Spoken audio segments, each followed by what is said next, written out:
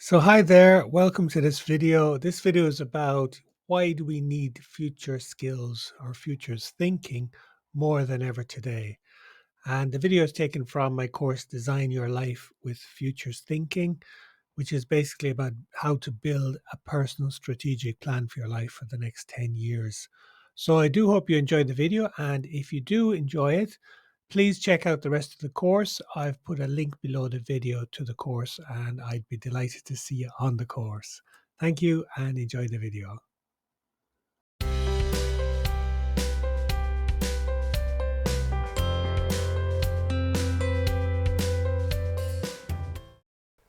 So why do we need futures thinking more than ever today?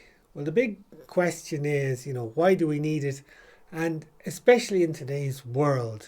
So in this lecture, we're going to look at the world today and how it is changing. And by the end of the lecture, you're going to understand the importance of futures thinking as a key skill for the 21st century. So if we could first know where we are and whither we are tending, we could better judge what to do and how to do it. And that's a quote from Abraham Lincoln. Now, we are living during a time of massive flux, massive change. We're living through a time of great transformation across different domains: social, technological, economic, environmental, and political. And we will look at these later in the course. Now, this evolution has certainly speeded up enormously in recent centuries due to rapid technological progress, which leads to massive change in the economy, in the government, and institutions of society. Now, we can all see and feel this, even in the past years, or even in the past few years. For example, in 2020, we had the global pandemic, which turned our world upside down. In my own office in March 2020, workers were sent away from work they were sent home basically for a few days as a trial. And years later, they still haven't returned to the office. And the world of work itself will not return to what it was. Now meetings are online, they're on Teams, they're on Zoom and other tools like that. And staff are only required to be in the office 2 days a month. So going back pre-pandemic, this would have seemed absolutely extraordinary and difficult to imagine.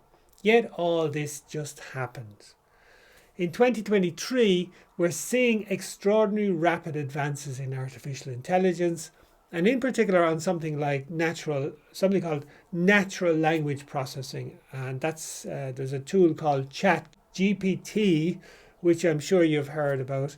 And this is from a company called OpenAI.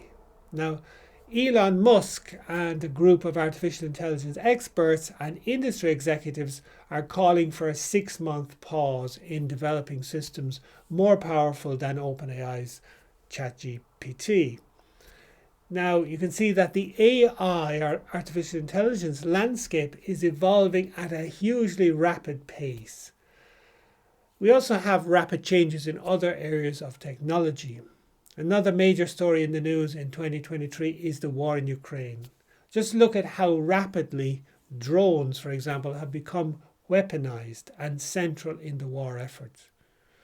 There are so many areas of technology advancing so rapidly, it's hard to keep up.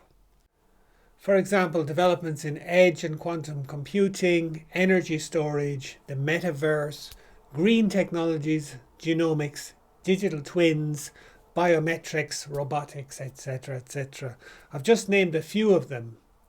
Now, technologies also feed off of each other and cause changes in each other. So if you're in one area of rapid technological change, this is going to impact on other areas as well.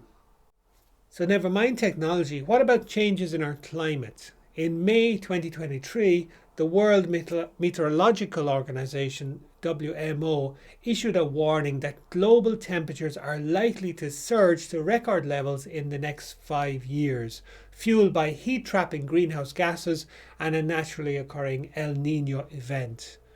The same organization also stated that the last 8 years were the warmest of modern records. Now we can all see the records, floods, droughts, wildfires, storms, and other climate events on our news. So what about other issues, such as our economies? We have seen rising interest rates, we have seen inflation, and many countries around the world are in a debt crisis. We also have migration fueled by war, fueled by climate change and poverty. There are many, many drivers of change in today's world, and our world is changing rapidly. I think you'll agree with me. Now, Alvin Toffler was an American writer and futurist, and he wrote a book called Future Shock. Now, future shock is a state of distress or disorientation due to rapid social or technological change.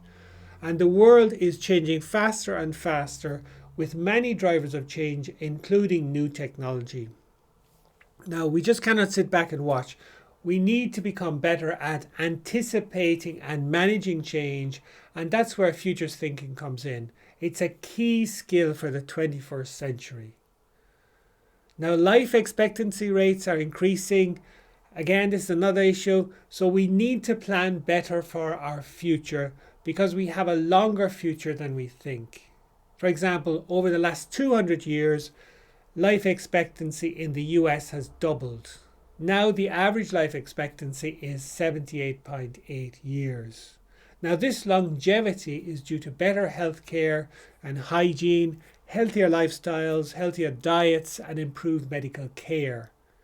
Now, according to the World Health Organization, globally, life expectancy has increased by more than 6 years between 2000 and 2019, and that went from 66.8 years in 2000 to 73.4 years in 2019. In 2021, a study published in Nature, that's the journal Nature, revealed that the upper limit on the human lifespan is about 150 years old. Now, life expectancy is expected to continue to rise over the coming years, so that means we need to become better at planning for longer lives.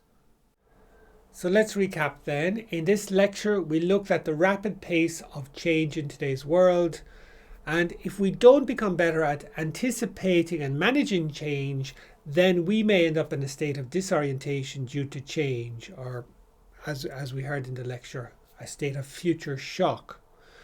We also need to think about longer lives going forward and how to plan them.